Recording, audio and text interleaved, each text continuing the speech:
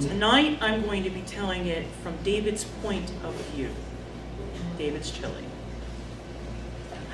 I came home after a long day at work. I walked into our Huntington Beach apartment, and there she was, my wife, Emily, at the other end of the table.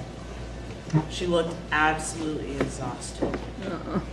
We got married 7 months ago, and we just finished a move, and she had been spending all week unpacking. I could tell she was tired. Her shoulders were slumped. She was resting her face in one hand. And I just felt this surge of love. I wanted to do something for my wife. Honey, what are we having for dinner tonight? We're gonna have chili. Oh, great, I thought. Chili is one of my 2 signature dishes. The other one is spaghetti. And before I knew it, the word slipped out of my mouth. Honey, I'm gonna make you dinner tonight. And my wife, her face lit up, she smiled, and she then said, I've never had a man cook for me before. In my family, the women did all the cooking. I'll go get you the ingredients. And she went into the kitchen and started to lay them out. Then a little while later, I heard her say, David, it's ready. So I walked into our kitchen. Now, I would like you to think about a small space. Our kitchen was literally enough in terms of space to turn around once. So that meant one person was in it. Now, if you're looking for actual dimensions, it might have been 6 feet wide and maybe 10 feet long. But when you figure out that there was the refrigerator and the stove and then the sink and all the cabinets, it was a one-person kitchen. And like her word, she had laid out the ingredients. We had a little can of tomato soup, or tomato sauce laid out. Tomato soup would have worked too, with sauce. And 2 pounds of stew meat. That's what we made it chili out of at that point. And then the little brown chili mix. And I thought, great, I'm gonna impress my wife tonight, show her how much I love her with my cooking prowess. I'm gonna make her a legendary meal. And it's about this time I looked at the stove and realized all there was on top of it was a pancake griddle. I was starting to panic a little bit because I realized also in that moment I did not know where anything was in the kitchen. I didn't know where the pans were. I didn't know where any of the seasonings were. I looked at that pancake griddle. I looked at that stew meat. Now, if you've ever had stew meat, who's cooked stew meat here? Okay, you know it's a fatty, greasy cut of meat. Normally you cook it in a fry pan with the lid, and all I had was a pancake griddle, but I was determined I was gonna make chili no matter what, and I was gonna make it work. So I was ripping open that package of stew meat when my wife comes in and looks at the pancake griddle and says, let me get you a proper pan. And she takes away my cooking pan. I didn't know what to do. And then miraculously, somewhere out of the ether, a frying pan and a lid appeared. And then she walks out of the kitchen, leaving me unsupervised.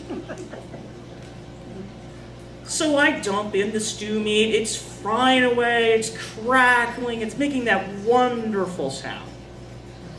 And then I rip open the little brown chili bag. I take out the salt, I take out the masa flour, and I take out the seasoning, and then I look in the bag and it's empty. This can't be right. There's something missing here. I look again, I look at the ingredients. There's no cayenne pepper.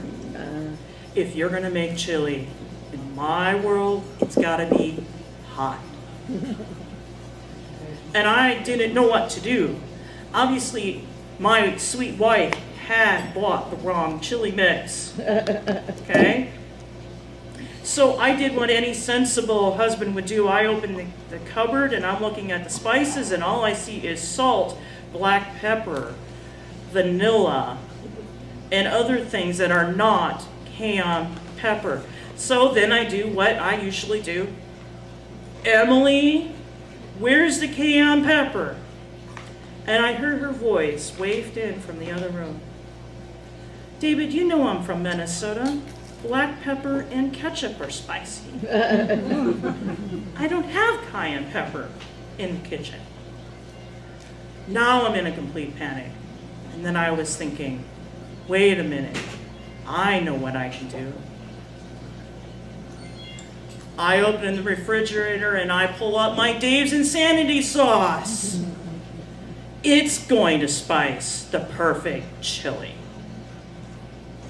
But I also remembered the last time I made chili, I overspiced it. So I was determined I would taste the chili as I made it. Now, for those of you that are listening to this story, what do you think I did next with Dave's? Put it on the sauce. Okay, yes. Glump, glump, glump. Stir, stir. I tasted it. It was too mild. Glump, glump, glump. Stir, stir. I tasted it. It was still not hot enough. So I put some more in and I stirred again and I tasted it. Finally, it was the right seasoned level. It was perfect. I took that pan and put it on the table. Now, my kind wife had set the table. Plates, bowls, silverware, cheese. You gotta have cheese. Can't have chili without cheese. And interestingly, she put a 2-quart pitcher of water on the table. I sit down and I let her ladle up the chili and put cheese on it. She had said, beaming to me, David, this smells wonderful. I can't wait to try it. She winked and gave me this big smile. Then I dished up mine. I sat down and I was anticipating the raving praise to come in. I watched her intently. I noticed that when she took the first bite, that smile rapidly turned into, I can't explain it, but her color started to change. She wasn't that nice, calm color of beige. She was turning shades of pink. And then I noticed her pouring the water multiple times and drinking rapidly. Honey, is something wrong?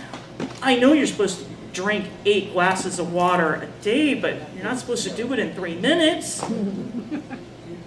She takes another bite, and that pink had now turned into an orange color, and she's starting to gasp a little bit. On the third bite, she was in full gasping mode, drinking lots of water, and was now bright red. And when she finally stabilizes, she looked across the table at me with that look. And it's not a kind look. It's the look of 1,000 daggers about to come my way. And then she said, "What did you do?" "Well, honey, you didn't have any cayenne pepper, so I went and got the Dave's Insanity sauce." She walks into the kitchen, pulls out my bottle of Dave's Insanity sauce, and starts to read the label. Squinting. "It says, honey, that it strips waxed floors, removes high-weight grease stains, and the paint off your deck.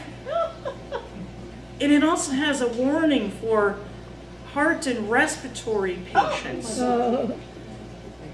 And you put this in my chili?" "Well, honey, you missed that sentence where it says it's a great cooking ingredient for sauces, soups, and stews." She looks at me and then says, "How much did you add?" "Some?" She looks at the label again and it says, "You know, you're supposed to show the bottle to the pan, maybe use a toothpick. You used some?"